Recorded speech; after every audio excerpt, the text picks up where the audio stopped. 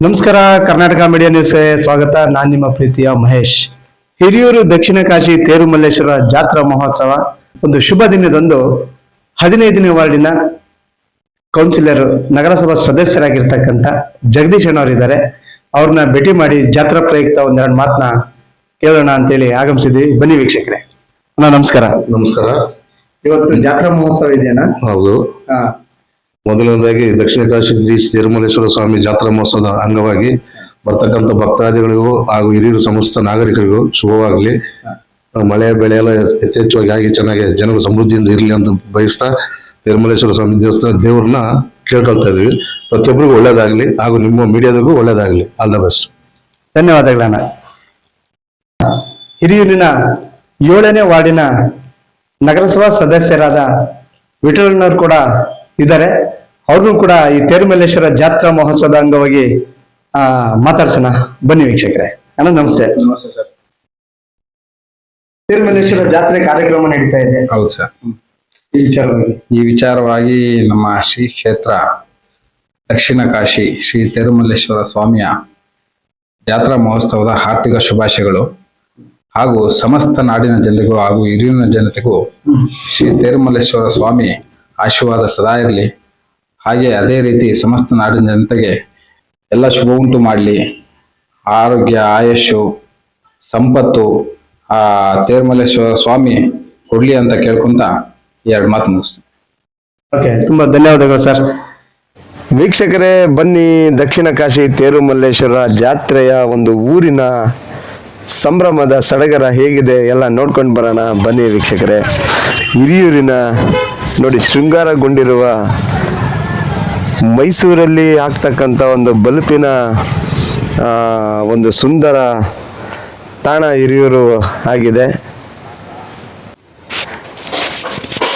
ರಾತ್ರಿಯ ವೇಳೆ ನೋಡ್ತಕ್ಕಂಥ ದೃಶ್ಯನೇ ಅದ್ಭುತವಾಗಿ ಕಾಣ್ತಕ್ಕಂಥ ಹಿರಿಯೂರು ತೇರುಮಲ್ಲೇಶ್ವರ ದೇವಸ್ಥಾನದ ಜಾತ್ರೆಯ ಒಂದು ಸಡಗರ ಹೀಗಿದೆ. ಸಹಸ್ರಾರು ಸಂಖ್ಯೆಯಲ್ಲಿ ಆಗಮಿಸುವ ಭಕ್ತಾದಿಗಳು ತೇರುಮಲ್ಲೇಶ್ವರ ಜಾತ್ರೆಯನ್ನು ಕಣ್ತುಂಬಿಕೊಂಡು ಆ ದಕ್ಷಿಣ ಕಾಶಿ ತೇರುಮಲ್ಲೇಶ್ವರನ ಆಶೀರ್ವಾದ ಪಡೆದುಕೊಂಡು ಹೋಗುವುದು ಇಲ್ಲಿನ ಜನರ ಪದ್ಧತಿಯಾಗಿದೆ. ಒಂದೊಂದು ದಿನ ಒಂದೊಂದು ವಿಭಿನ್ನವಾಗಿ ನಡೆಯತಕ್ಕಂಥ ಒಂದು ಸುಂದರವಾದ ಜಾತ್ರಾ ಮಹೋತ್ಸವದ ಪೂಜಾ ಕಾರ್ಯಕ್ರಮಗಳಲ್ಲಿ ಭಾಗವಹಿಸಿ ನೋಡುವುದು, ಆಶೀರ್ವಾದ ಪಡೆದುಕೊಳ್ಳುವುದು ವಿಶೇಷವಾಗಿರುತ್ತದೆ. ಬನ್ನಿ, ದೇವಸ್ಥಾನದ ಒಳಗಡೆ ಯಾವ ರೀತಿ ಕಾರ್ಯಕ್ರಮ ನಡೀತಾ ಇದೆ ಅದನ್ನು ಕೂಡ ಕಣ್ತುಂಬ ನೋಡಿಕೊಂಡು ಬರೋಣ. ಬನ್ನಿ.